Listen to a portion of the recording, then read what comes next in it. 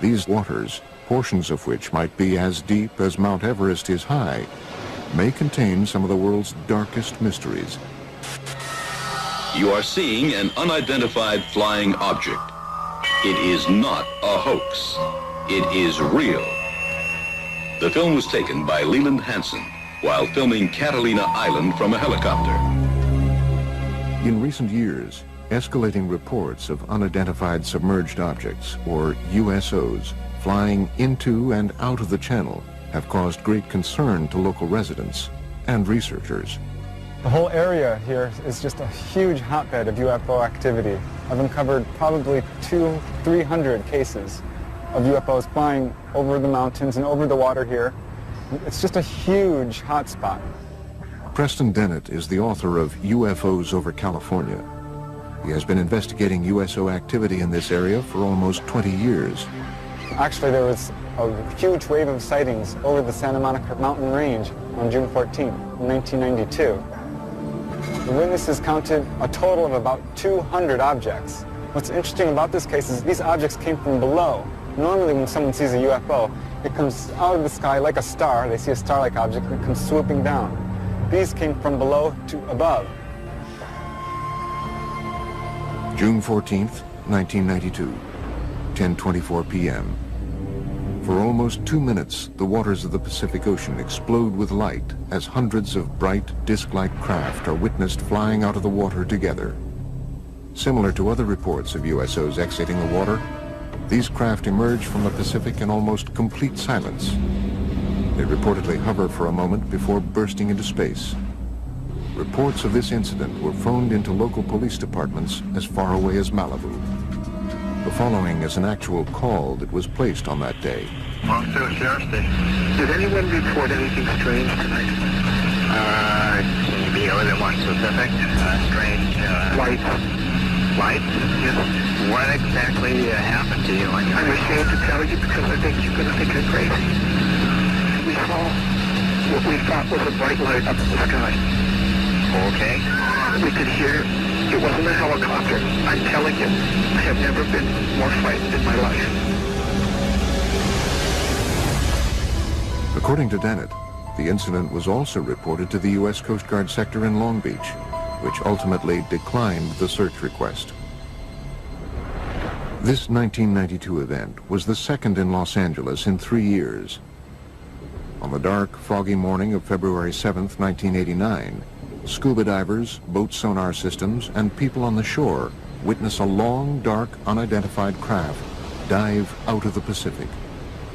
For about 90 seconds, the USO rests just above the surface before emitting about a dozen smaller, fast-moving objects. 60 seconds later, the craft dives back underwater. Its last reported sonar heading was south toward the Santa Catalina Channel before it disappeared. And it involved dozens of objects which were seen off the coast of Marina del Rey. On occasion, some of these craft would emit smaller craft, about 20 feet in diameter. And these were seen moving underneath the surface of the ocean, and they were coming in and out of the water. As the 1947 incident at Roswell sparked worldwide curiosity about flying saucers, these events near Los Angeles have sparked a current wave of research into the capabilities and threats of so-called USOs. The oceans of the world cover, 70% of the planet. They hide a lot of history and a lot of mystery. There's a very good reason for a whole society of creatures, sentient creatures, advanced creatures living underwater because they can, because nobody goes there. It's fascinating to think of the underwater UFOs because they know a lot about this planet that you and I don't know. Unique to the USO phenomenon is the reported ability of these craft to multiply and break apart. One such astounding case has become known as the Golfo Nuevo event. On February 8, 1960, the Argentinian Navy is on alert as they track two unidentified submarine-like objects in its waters, thought to be American subs.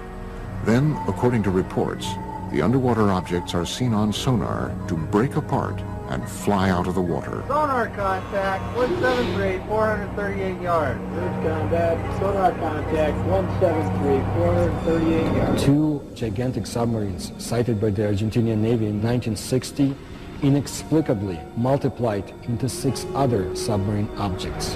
The Argentinians were never able to catch them or destroy them because the objects simply disappeared. The case even caught the attention of the Soviet Union's most senior officials. Nikita Khrushchev, who was the leader of the Soviet Union at the time, was so much intrigued by the whole story that he sent his diplomatic attaché in Buenos Aires to find out what's been going on. While some researchers contend that these reported cases might be nothing more than military submarines firing torpedoes, others argue that submarines were not capable of firing 6 or more objects in 1960. Late USO researcher Ivan T. Sanderson's 1970 book, Invisible Residents, was the first to analyze the USO phenomenon. He reports on another remarkable example of USO behavior. In March 1963, the U.S. Navy submarine exercise is progressing as planned 100 miles off Puerto Rico. Suddenly, one Navy sub abruptly breaks from its assigned route after picking up an unidentified object traveling at speeds in excess of 150 knots. The submarines are astonished by the depth at which the unidentified craft is moving, 20,000 feet underwater. It gave the acoustic signature of a single propeller type of motion through the water, and it was tracked at depths down to 20,000 feet, whereas a typical crush depth for a submarine would be 7,000 feet. So this thing, whatever it was exceeding the technical capabilities of submarines at that time and even today. The vessel is tracked for almost 4 days by the entire carrier group. The object would reportedly propel away at impossible speeds and then stop and rest, allowing for continued tracking by the Navy. Reports about this event were sent back to Sinclair Fleet Headquarters in Norfolk, Virginia. However, an official determination into what was seen on sonar that afternoon was never made. But according to reports, the Navy lost track of the craft after midnight on the 4th day. It was never picked up on sonar again. Nobody advanced a theory as to how something could move that fast. We have reports of USOs going into and out of the water, but we don't have any of the technical data.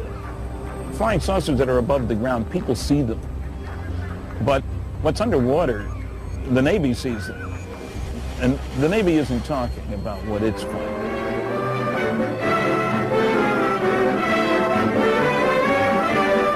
Inflating an immense balloon aboard the USS Norton Sound, the Navy prepares for further study of the elusive cosmic rays somewhere in the Pacific. That's the news. A secondary consideration clears up the mystery of the so-called flying saucers. For it is these monsters, which rise 19 miles and attain diameters of 100 feet, that have been mistaken for the apparitions called flying saucers. At great altitudes, they tell us, these elongated enormities flatten out like plates. Mystery ended. But reports from around the world continue. Another extraordinary case is reported in the international press beginning on November 11th, 1972. A fast-moving submarine-like object is picked up on sonar in the Sonja Fjord off the west coast of Norway by the Norwegian Navy, which hunts it for 2 weeks. A fleet of surface ships and specially equipped sub-hunter helicopters are assembled to find the object. On November 20th, 1972, the USO is seen visually for the first time. It was described as being a massive, silent, cigar-shaped object. A Navy ship promptly fires its guns and torpedoes at the craft. Some ship actually saw it on the surface and fired at it, but it dived, and then they started dropping depth charges. Although all the articles treat this as a submarine, the fact of the matter is nobody was able to identify it as a submarine. After tracking the object for almost 2 weeks, the Navy devises and executes a plan to blockade the fjord and trap the USO. They tried to seal off this fjord so nothing could get in or out. Nevertheless, after 14 or 15 days, this thing disappeared. So that may mean that this object, whatever it was tracked by the Navy, was not a submarine at all, but an unidentified submerged object. Coming up, did Christopher Columbus and his crew witness USOs flying into and out of the Atlantic on October 11th, 1492?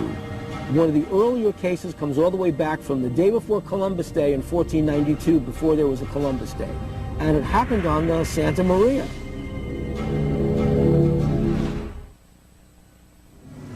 October 11th, 1492, 10 p.m. A calm, clear night.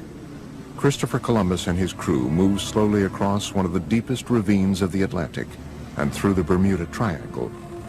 Below them is almost 4 miles of water. Suddenly, unearthly lights are seen flashing across the bottom of the ocean. One of the earlier cases comes all the way back from the day before Columbus Day in 1492, before there was a Columbus Day. And it happened on the Santa Maria. This person's name was Gutierrez. And Gutierrez was on the Santa Maria with Christopher Columbus and noticed an object rising out of the water, a disc-shaped object. A great flash of light with a level of brilliance unlike anything known at the time suddenly erupts from the sea to the sky, startling Columbus and his crew of 120 aboard the 3-ship Spanish fleet. In less than 5 hours, they would discover the New World. Christopher Columbus maintained a log in the ship. It describes what could be interpreted as a UFO event. They saw, in the description given in the logbook, the flickering of a wax candle going up and down in the night. It couldn't have been a campfire on ground because it was beyond the horizon. This possible USO incident is more than just legend and lore. For the first time ever, original text from Columbus's log has been made available to the History Channel by archivists at Fordham University, custodian of a rare handwritten copy of the journal. The October 11th, 1492 sighting was not an isolated occurrence. Over the 2-month journey, Columbus's log exhibits a consistent pattern of cryptically reported peculiar incidents, including unexplained sightings and unusual events in outer space. The following is from an entry on September 10th, 1492, the halfway point of the voyage. The crew of the Nina stated they had seen a garajo and a water wagtail, but these birds never go farther than 25 leagues from the land.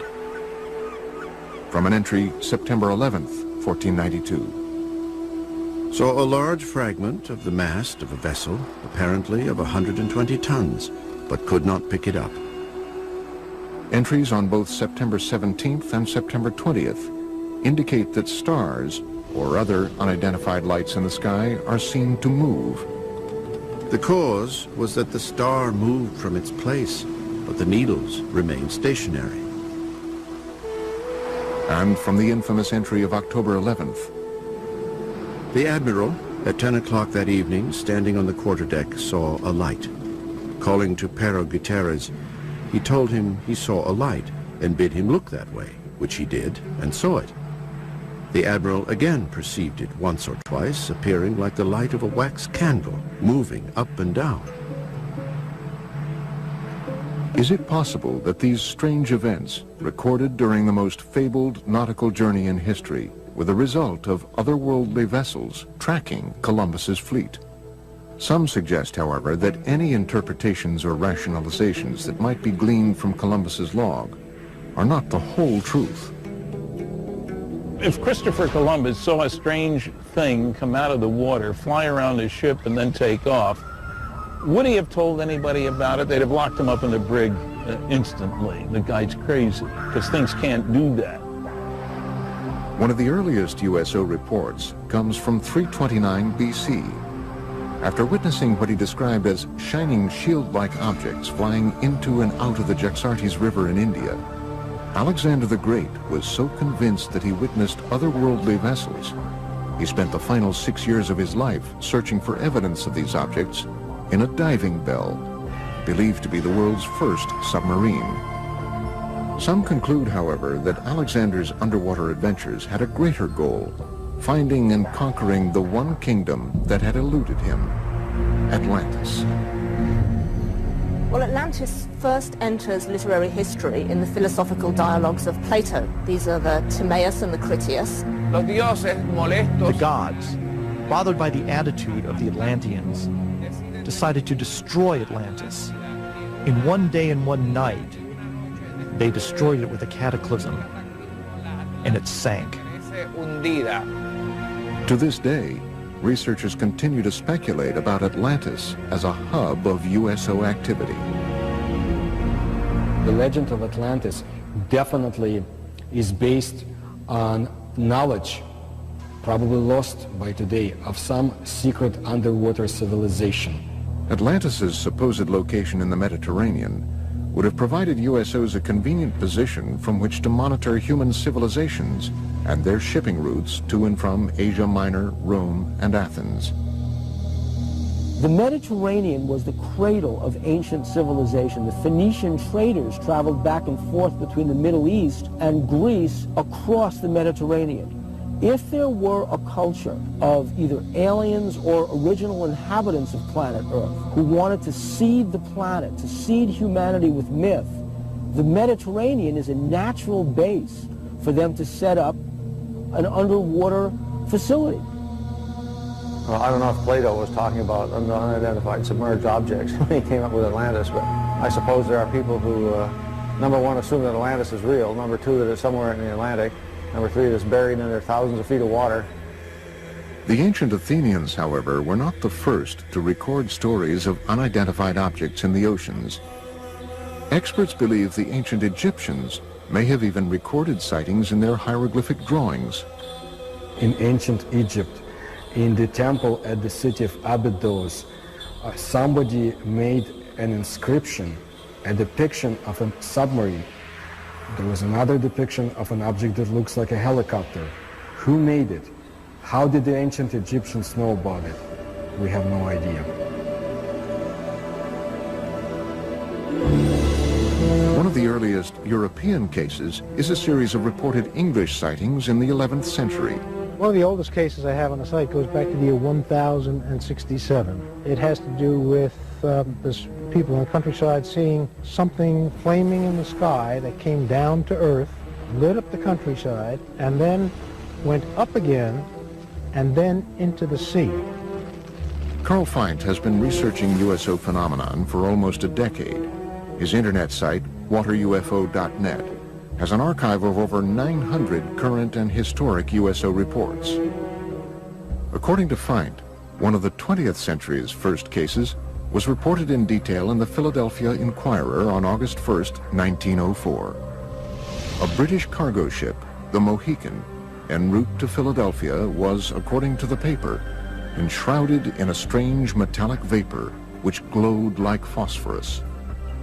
I have found out recently that that case is a heck of a lot more detailed and scary than originally shown.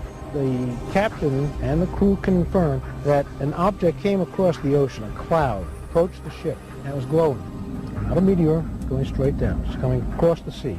As it came towards the ship, the captain was trying to distract the crew to get them to do something different, you know, and get over the fear. They couldn't move anything while the cloud was around the ship. The Inquirer further reports that during the event, the ship's compass revolved with the speed of an electric motor, and the sailors were unable to raise pieces of steel from the magnetized decks. The story goes on to quote the Mohican's Captain Urquhart, who confirms that the account is vouched for by every man of the crew. But perhaps the most astounding USO-related event, according to experts, is a Canadian case from 1967. The Shag Harbor case is the most important USO case in documentation. The UFO moved underwater to a different point. A second UFO joined it. Coming up, we visit Shag Harbor, Nova Scotia on the 38th anniversary of this crucial USO incident. On October the 4th, 1967, that's where the lights was, right behind me on the water.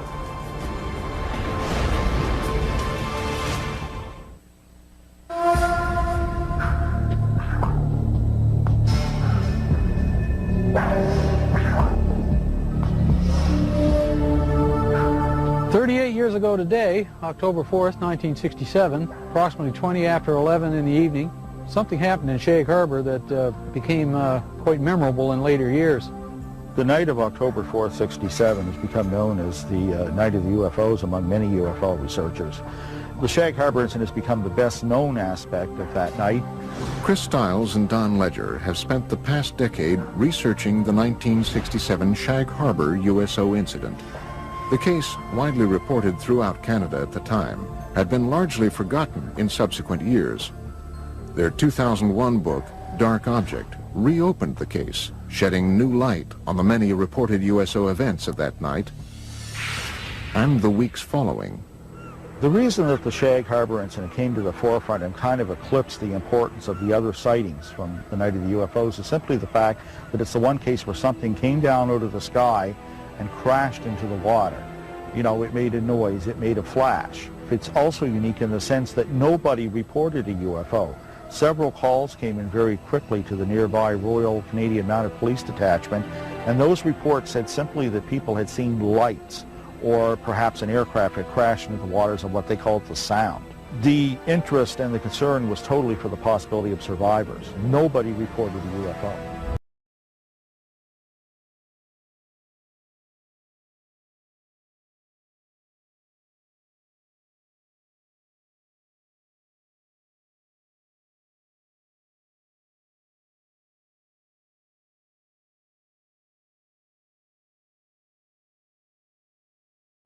I'm not surprised now that I had seen something in the sky that night, because all over Nova Scotia, the night of the Shag Harbor incidents, there were many, many, many UFO reports. Just up around the bend, we'll be coming into Shag Harbor, and the site crowd gathered and watched whatever it was that happened here 38 years ago today. Each year, Ledger and Stiles make an anniversary trip to Shag Harbor to meet with Norm Smith, one of only 3 surviving witnesses. See the island out there? That's where it all took place, right off there. That's where we seen the light in the water. Hey, sir. How you been? Good. Wow. There we go. Same old, that's good. The 3 of us stood on the lawn watching the lights. Eventually it started going, it looked like it was moving to us, and then on a downward slope towards the ground, we thought it was a plane crash. So we jumped in the vehicle in my old man's car and my uncle's, and we went up to this spot right here by the Irish Moss plant.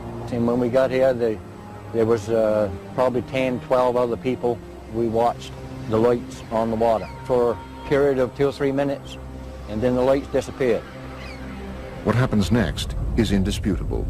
Before midnight on Wednesday, October 4th, the Royal Canadian Mounted Police officers who witnessed the event from the shoreline searched the water on boats until 3 a.m.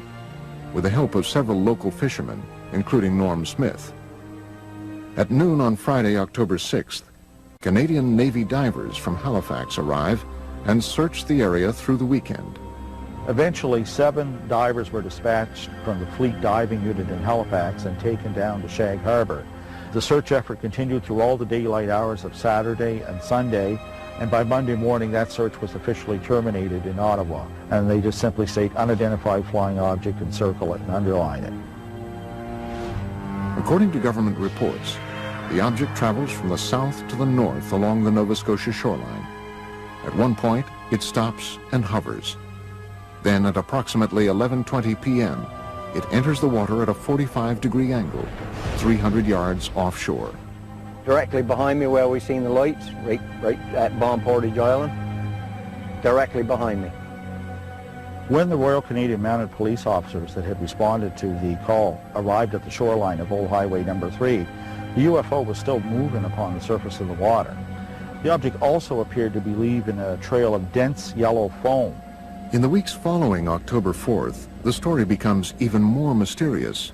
The case is front-page news across Canada, and as Ledger and Stiles report in their book, in the days just prior to the Canadian military's official classification of this incident as a UFO event, a second craft enters the waters of Nova Scotia to rendezvous with the first craft.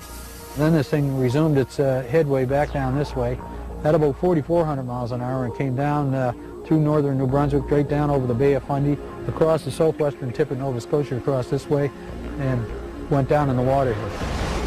Authorities already knew the object was no longer there, that it had moved under the water and had come to rest on the seabed. It sat there for almost a week, right to the hour. And after that time, it began moving under the water to the Gulf of Maine with the aid of a second craft that was helping repair it. And the two of them broke the surface of the water and flew away out over the Gulf of Maine. Interestingly enough, there is a second report of a sighting 1 week in Shag Harbor of two sets of lights, one orange, one yellow, leaving the water and flying away. This case continues to inspire debate and continued research into the events of October 4th, 1967. There are a large amount of primary documents that support interpreting Shag Harbor as a crash scenario of a UFO. And in one of the paragraphs it actually says a preliminary investigation has been conducted, and it has been discovered that this object is not the result of a flare, float, downed aircraft, or in fact any known object. I didn't know then, back 30-odd years ago, I didn't know whether it was a UFO or what it was. But nobody will ever make me believe that there was nothing there, because it was. Coming up, seen for the first time, video evidence of what might possibly be a USO emerging from the waters of Laguna Cartagena in Puerto Rico. And they are coming towards Laguna Cartagena. And later, a University of California scientist reveals that supersonic speed by deep-sea UFOs is not only scientifically possible, but likely. A region with perhaps the longest legacy of USO activity is the area around Puerto Rico. As the mysterious southern point of the Bermuda Triangle, the island has been at the center of USO debate for decades. Puerto Rico is a hot spot for underwater UFO activity, and it seems to match the pattern of other cases. Puerto Rico is considered in all of the Americas to be the place where there's the greatest number of USO sightings. Members of the Puerto Rican-based ufology group, Project Argus, agreed to lead a tour of some of the island's more notable USO-related areas.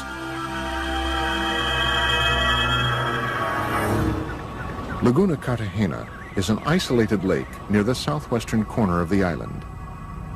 It has become linked to much of Puerto Rico's reported USO activity. I have been conducting investigations for years in Laguna Cartagena, where there's also a lot of secrecy about USOs. Laguna Cartagena since 1930 has been a place where hundreds of cases were reported of flying objects coming and going from the area. October 8, 2002, approximately 9 p.m., Puerto Rican police officer and Project Argus member Carlos Torres witnesses a red glowing USO fly out of the waters of Laguna Cartagena at an incredible speed. Then it stops and hovers just above the water. I was a witness of an object suspended over Laguna Cartagena. The military got involved because they were also witnesses.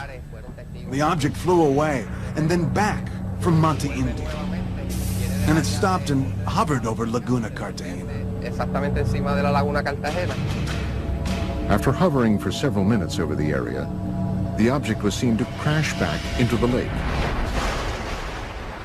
Another Argus member, Giuseppe Quiñones, believes he captured the same object on videotape in 2004. I took a video on November 20th, 2004, in the immediate area of Laguna Cartagena.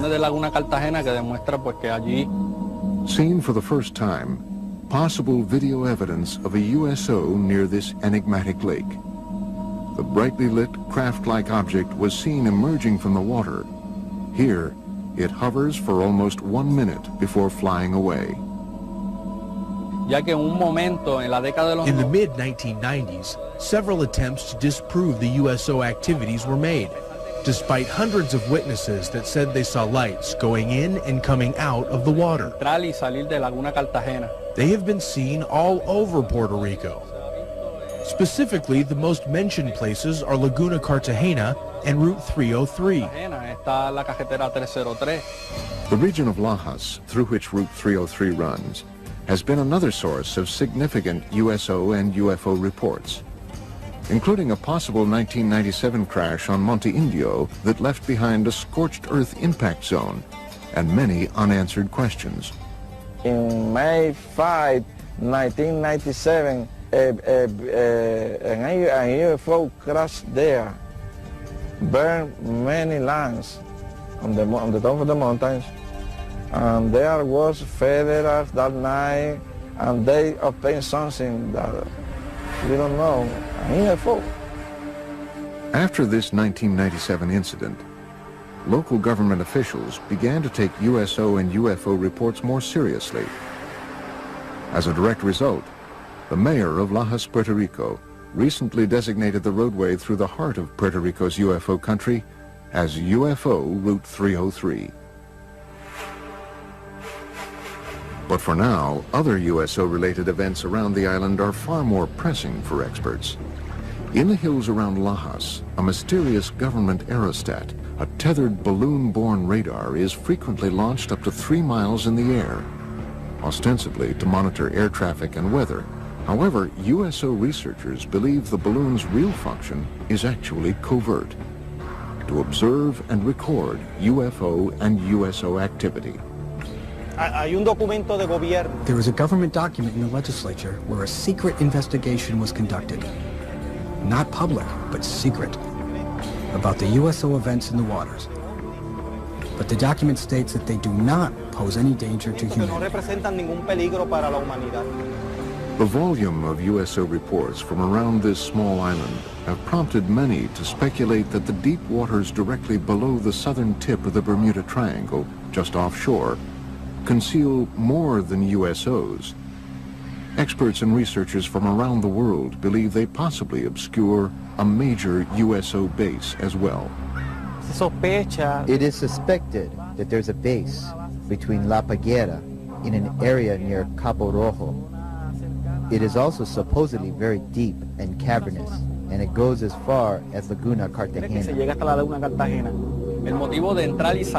The motive for them coming in and out of the water is so that they are able to enter in one area and come out in a different area in the underwater basins. Could all of these events simply be tied to local mysticism, or perhaps the cultural sway of the Bermuda Triangle? In Puerto Rican culture, the majority of the people here, even though they talk about the Chupacabra and the Bermuda Triangle, they do not believe in any of this. Or is there possibly something more? It's a reality. The USOs in Puerto Rico are real. There are hundreds of testimonies and witnesses. It's all real. I think that the UFO phenomenon is real. Here in Puerto Rico, there have been hundreds of cases. That is a reality. Coming up, possible photographic evidence of a USO exiting the waters of Gulf Breeze, Florida.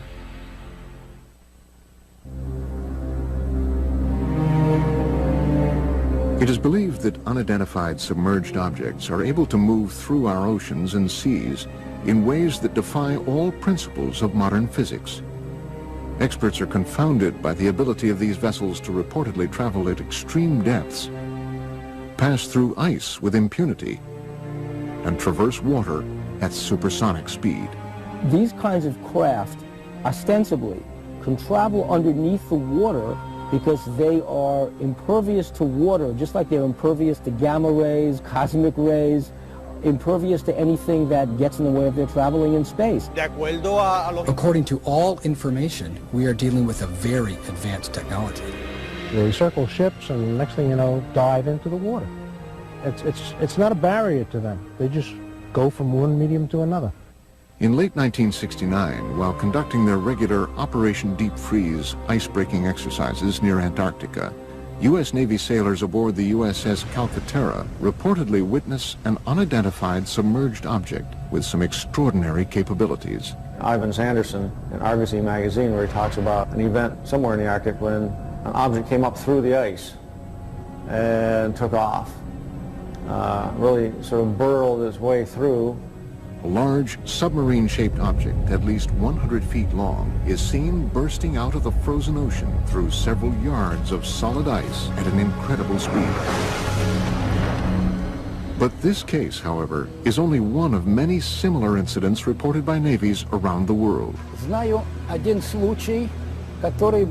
know of one case that occurred near Leningrad. In the winter of 1976, a USO broke down through the ice, maneuvered underwater, and then again broke back out through the ice. They do melt ice. Now, if you had a meteor, the dynamics of the thing would break the ice into chunks and scatter them all over the place. With a UFO, it's a clean hole. USO witnesses have also reported seeing waterspouts beneath USOs as they exit the water, including Ed Walters, a resident of Gulf Breeze, Florida, who snapped this never-before-seen Polaroid picture of what appears to be a USO above a tornado-shaped waterspout on July 7th, 1988. So he was looking north towards Gulf Breeze across the Santa Rosa Sound, a distance of about 7,000 feet. He noticed that the water down beneath the object started to get all foamy or something. He could see it dancing around, and all of a sudden this column of water went up and contacted the bottom of it. The picture that he took actually shows that. Such cases have caused some experts to assert that USOs might possibly use water as a fuel source. There are those who feel that water is essential for the fusion process. There are a lot of cases where UFOs hover over reservoirs and small bodies of water, not only large bodies of water. It does seem to be some evidence that they can use water to help their craft in some way. They may use water as a fuel. When these cases where they talk about objects hovering over the water and seeming to suck water up in, certainly sounds like they need a big drink or something to keep going. Modern scientific theories abound about how USOs develop the ability to propel themselves through water with great efficiency. Researchers envision everything from massive jet-like propulsion systems to frictionless bubbles that cocoon the objects. So the engines wouldn't be engines as you and I would imagine engines. They would be generators, generating a magnetic force, creating a magnetic envelope around the craft that repels the Earth's natural magnetism, hence allowing them to accelerate, decelerate, climb, fall, and navigate through the water. By exerting forces at the surrounding fluid, seawater, nice electrically conducting fluid, you control the drag, you control the flow, the speed, the lift. You can get around all the problems of high-speed motion under the water. A magneto-aerodynamic system would work similar to the electromagnetic submarine that was successfully tested.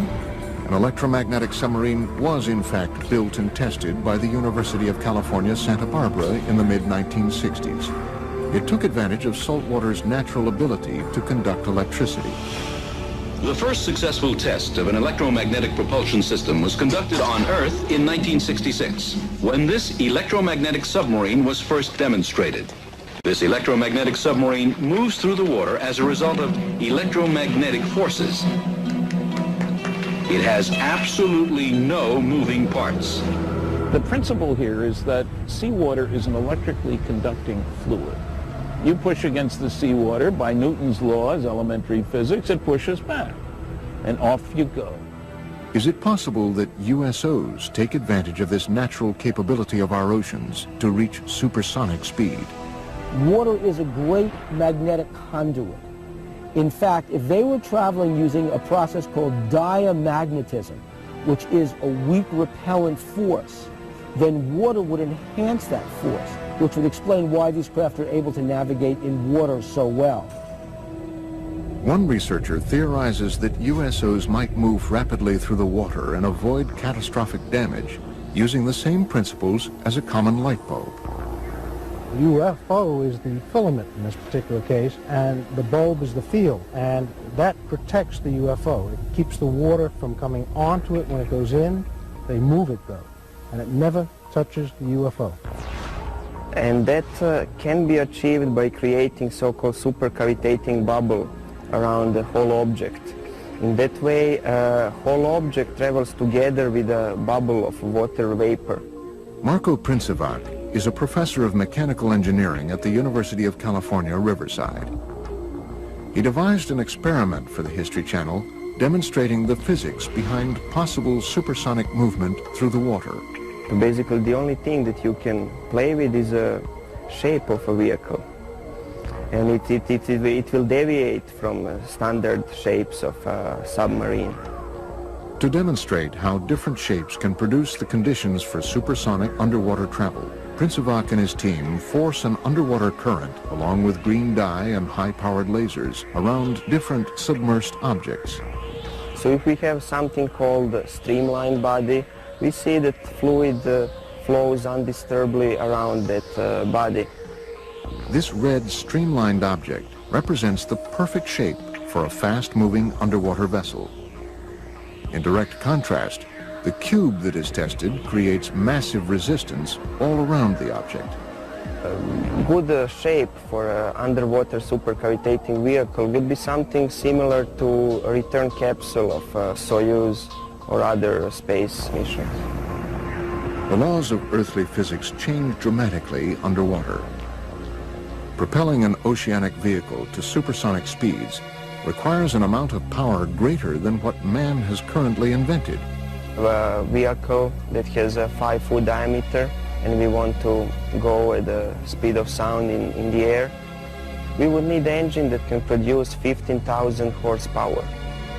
For the same vehicle to reach the speed of sound under the water, we would need an engine that can produce around 1 million horsepower. While it might be scientifically possible for USOs to prowl the oceans at supersonic speed, how have these craft developed the technology required to achieve this milestone? The many mysteries of these craft may never be fully understood, and that is exactly what provokes the greatest debate and distress among investigators and researchers. I think it's easier for us to land a man on the moon or even create a moon base than to land a man on the bottom of the ocean. If they're hostile and have come here to conquer Earth, they would have done it 1,000,000 years ago. We might be their creations for all we know. The Earth is conquered, we work for them.